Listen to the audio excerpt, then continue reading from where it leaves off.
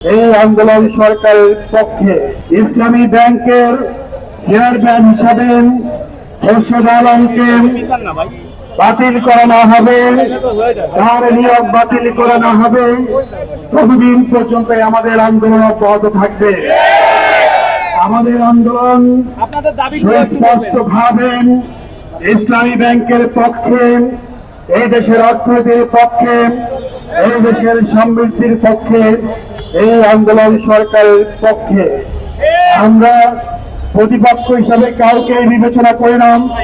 আমরা শুধুমাত্র আমাদের গ্রাহকের যে স্বার্থ আছে সেই স্বার্থ যাতে রক্ষিত হয়, এই ব্যাংকের 3 কোটি গ্রাহক তারা যাতে করে স্বাভাবিক লেনদেন করতে পারে, সেই কারণে ব্যাংকের স্থিতিশীলতা শৃঙ্খলার জন্য আমাদের এই আন্দোলন।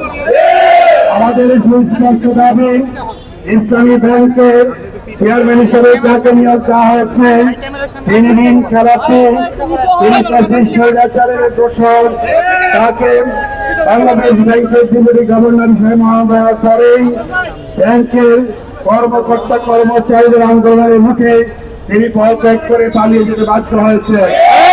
এই ধরনের একজন ব্যক্তিকে আমরা কোনোভাবে ব্যাংকের চেয়ারম্যান হিসেবে মেনে নিব না, তার নিয়োগ অবশ্যই বাতিল করতে হবে।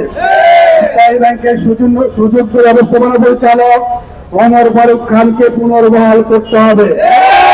তার নেতৃত্বের মাধ্যমে এই ব্যাংকটি আবার সামনের দিকে অগ্রসর হওয়া সম্ভব।